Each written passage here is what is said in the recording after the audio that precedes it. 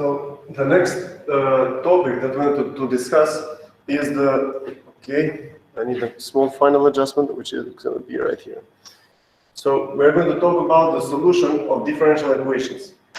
And I'm sure that you are at an early stage trying to solve complex examples such as these, but we are going to make this as simple as possible. So imagine for a moment if we have an equation that looks like this: dy over dt is equal to 2, okay? Or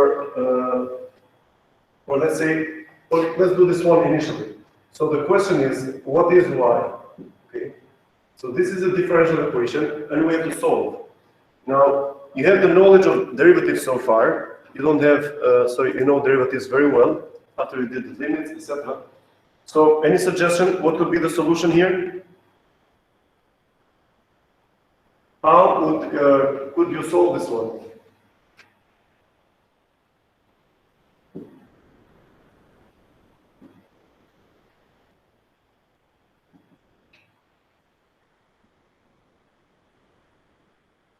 So this is an acceptable solution for this system, okay? Because y can be equal to 2t plus a constant c. So one solution could be this: y is equal to 2t plus 1. Y is equal to 2t, sorry, minus 1. And y is equal to 2t plus 7. So all of these are expressions which satisfy this condition. If we have any doubt about this, let's find, for example, what is dy, what is the derivative of y with respect to t. We get here 2, right?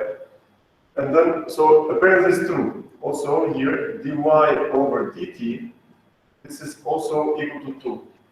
So this is what we obtain.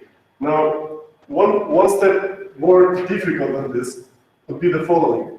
We can have dy over dt, this is equal to 2y, okay?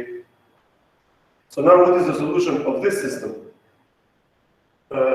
This system, what we can do is the following. So what is dy over dt? Dy over dt is a limit of delta y over delta t. So let's try to see the problem like this. This is delta y over delta t. Okay, this is 2y. Are we fine so far? Can you make a comment? So I just wanted to write this differential equation like this. And then I want to bring to your attention the following. So we have, for example, that y over z, this is equal to 2x. What we can do here is that we can multiply both sides of the equation by z. Would you agree here? Then we can divide both equations by 2x. And here, 1 over 2x. So we have changed nothing. So here we multiply both sides by z. So what can happen here is that the z's can cancel, the 2x can cancel, and we get the following: y over 2x. This is equal to z. Okay, so this is a reinterpretation of the initial expression that we had. So and then so the difficulty part, which could often be reported by the students, is that what the operations that are allowed for this expression, it is not always clear that we can do them also here. Okay, so then this expression we can divide both sides of the equation by 2y. Okay, 2y, and we can multiply both sides by delta t. So I multiply here with delta t. This is delta t. Did we do any difference? No. I divided both sides by a number. Multiplied both sides by a number. What we obtained that the delta y over 2y, this is equal to delta t. Okay? Okay, this is the new expression that we obtained. And then this expression, this is equivalent to this dy over 2y, this is dt. Now, we could have done the same operations here, but sometimes students might find this one a little more easy. Now, I want an answer from you. What is the integral of 1 over x? Can you integral it? ln x. ln x. Thanks for saying this. So then the integral, so what we can do here is that we can integrate both sides of the equation. If we integrate both sides of the equation, we know that we can take the 1/2 out of the integral, se costante hündedalinga integrali, the hündedalinga derivate. So this is equal to 1/2 times, as you said, ln of y. And this is equal to time plus a constant, okay? Now, so this is the solution. And then, what we can do is that, wait a second, so this is ln y is equal to, t plus, then we can multiply both sides of the equation by 2, 2 here and 2 here. And here you get ln of y, this is equal to 2t plus 2c. Then we can take the exponential of both sides of the equation. So what is the exponential of ln y?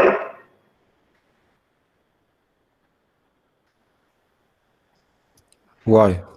That's y, that's correct, because this is e to the power of ln y. So these are inverse functions of each other, so they cancel each other, we get the y. So then after we took the exponential, we can find that y is equal to e to the power 2t times e to the power 2c. Would you agree with this? Mund ta shkruajmë edhe atë se është thjesht konstante. That is correct. So this is equivalent to saying also the following. So far, we did not use very complex mathematical apparatus. It's all things that we know from the basic derivative differential equation, not differential equation, the basic derivative expressions, and also the integral of a single term, which is 1/y dy, which is ln of y. Fine. Now, here we have also so in the previous sessions, we solved examples where we had different equations. The different equations, we always needed to know what was the initial condition, because if we don't know the initial condition, we cannot find how the variable is going to progress in time. So that was important. And also, the same problem we have here. So here, we have a differential equation, and the solution, it was any one of these, but we found an infinite number of solutions. So how can we stick with only one solution? This is found if we are given that y0 is equal to 15, for example. Okay? So we need this initial condition. This is called IC. Because the two examples we solved in the previous session, they were that we had initially, let's say, the number of customers in one company, they were this much, like 50%, 40%, 10%. This is something equivalent to that. So now we look here and we say, if this is the initial condition, y0 is equal to 15, we say that y for t equal to 0, it's equal to 2 times 0 plus constant c. So we're getting this from here, okay? And this is equal to 15. So this means that this constant is equal to 15, which means that the complete answer, or the correct answer, not having an infinite number of solutions, but a precise solution, it is simply written as 2t plus 15. Okay? So what we did here, we just added up the initial condition. Now, also in here, in this equation that we have the second differential equation, which is relatively more difficult, but not that much, we have a constant c, which we need to determine what it is. Okay? And how can we do that? We can do this if we are given, so for example, give me an initial condition. When I say give me, sorry, allow me to erase this one, because this was not too much essential information. All we did is that this 2y, we brought it down here, this delta t, we took it up here. So they just changed places. Then let's give an initial condition. Let's say that y0, this is equal to 5, let's say, okay? It's fine, this is an initial condition. And then how we are going to determine this is that we have to write this general expression, which is the following. Yt equal to 0, it's equal to a constant c, e to the power 2 times 0, at t equal to 0, this is equal to 5, okay? So what is e to the power 0?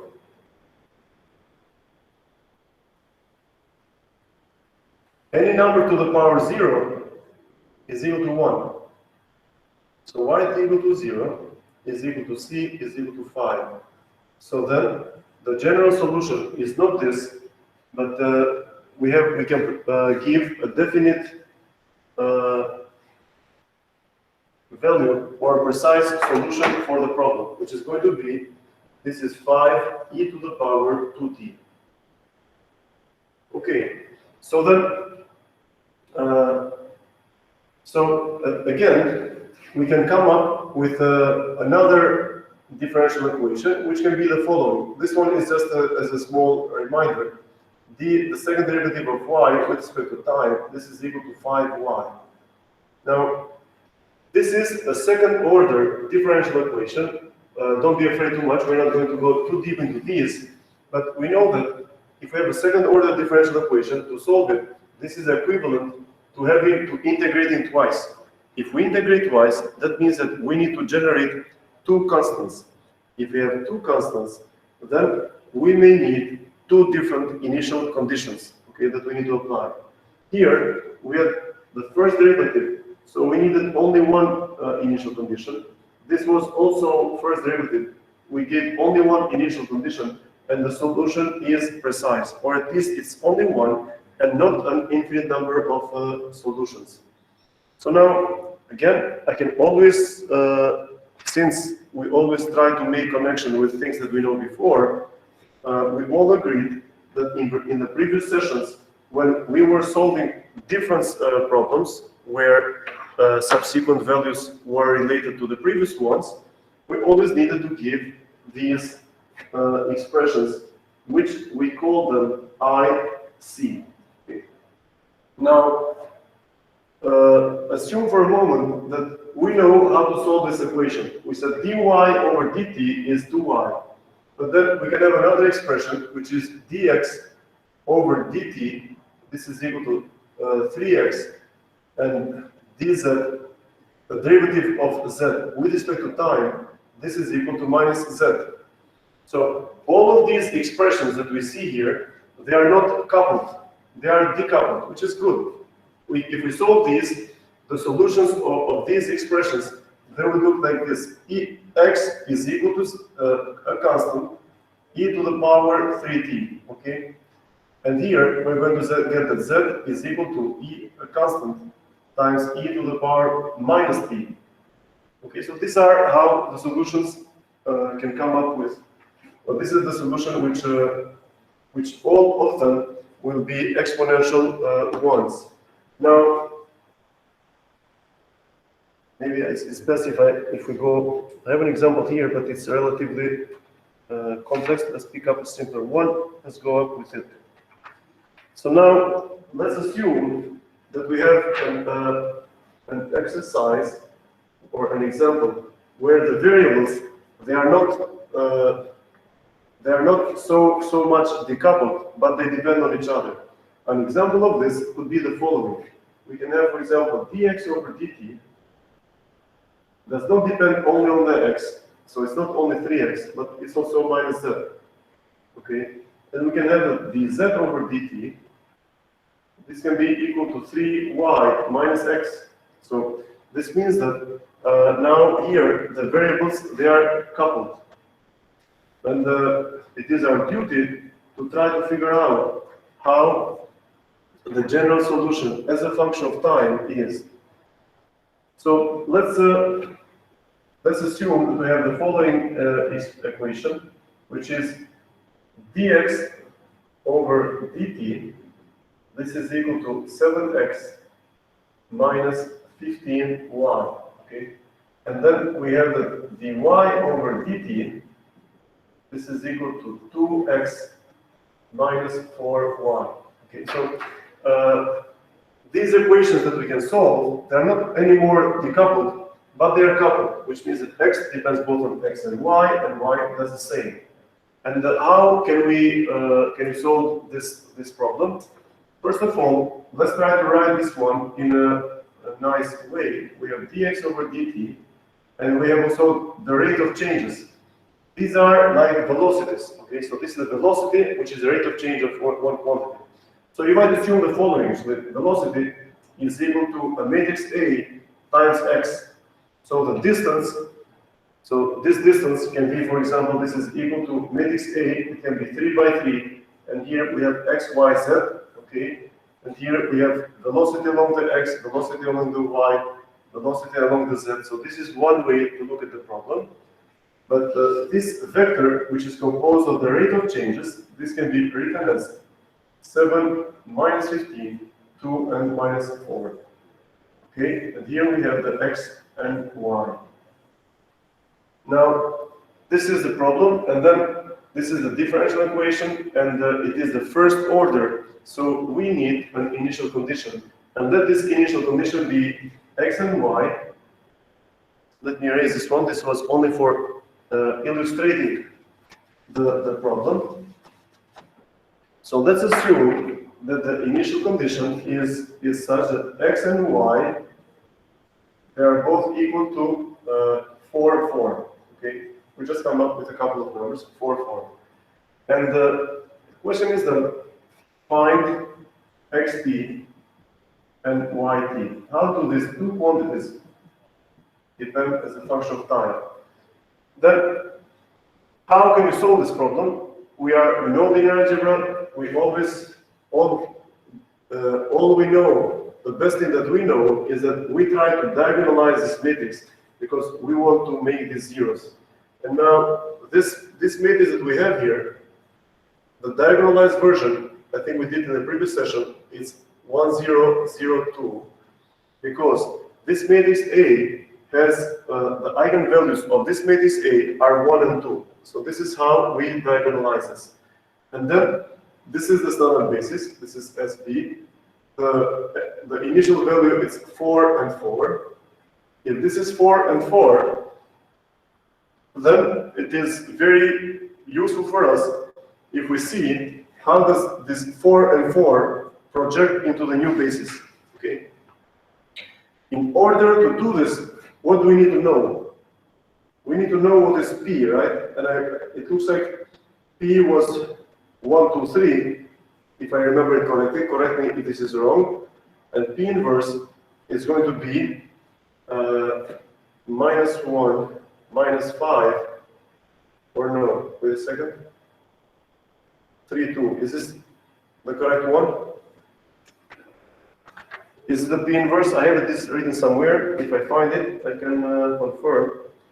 This is, at least I have this right. I don't have the other one. Okay. So what is the initial condition? Apparently, we are given P inverse. Well, let me multiply this here. This P inverse times 4, 4.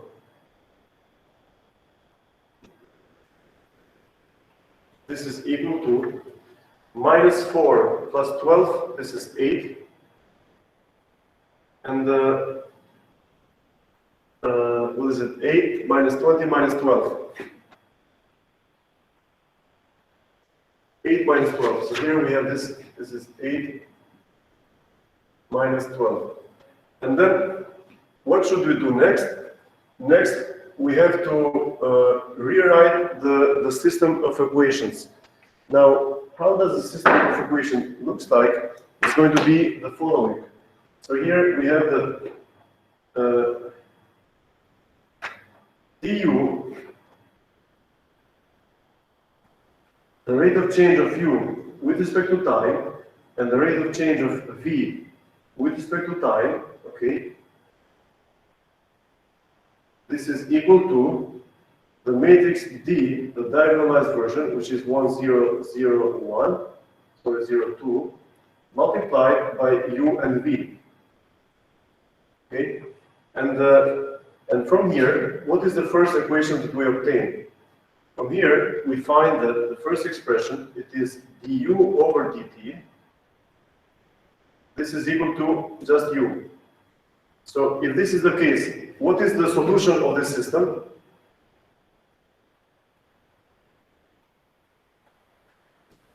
Can you give me the solution of this?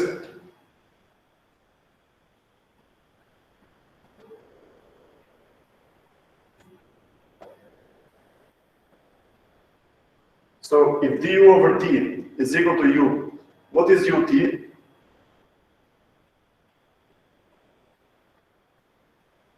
I'm sure you can see it on the board.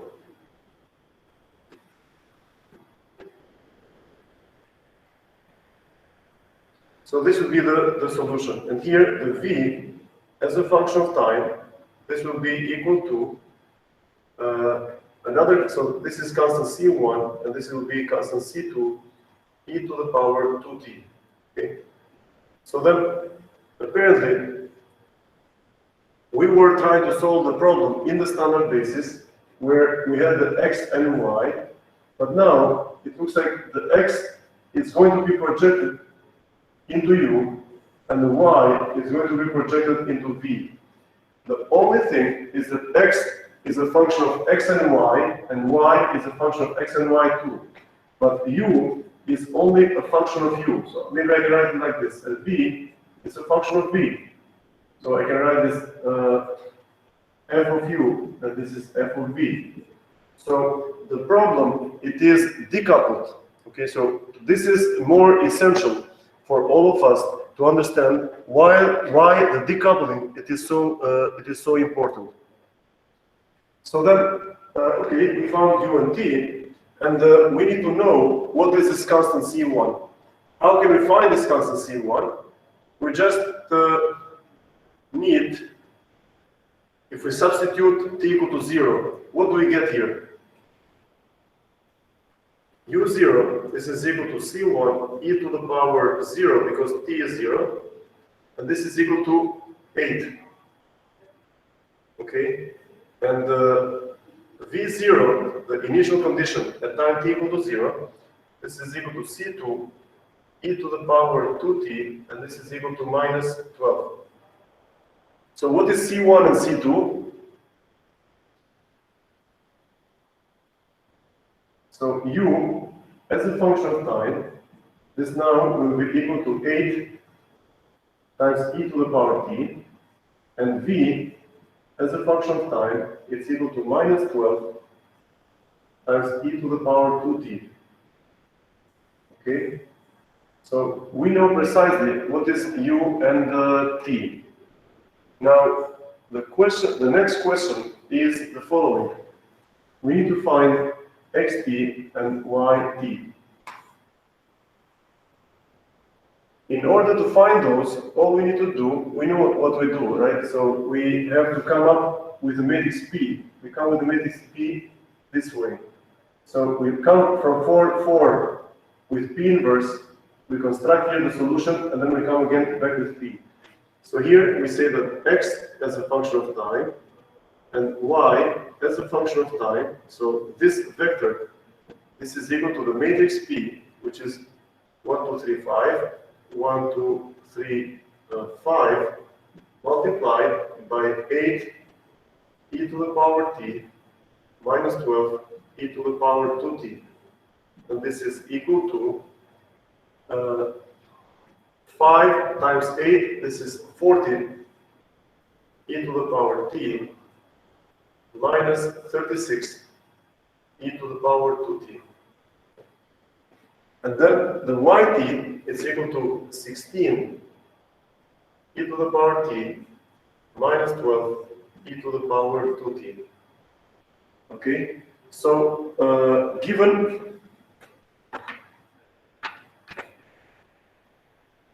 let me see, I will write them in a place. Wait a second, so let me write the answers right here.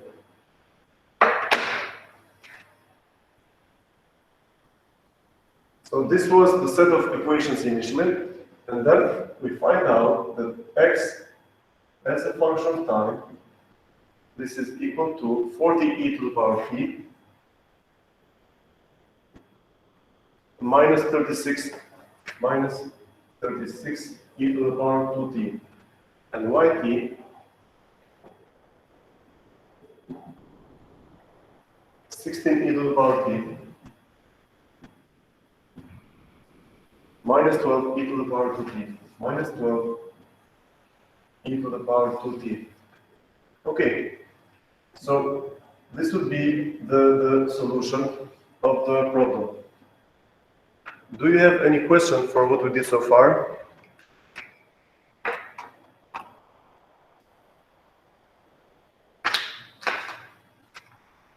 No idea? If not, we can give a short break.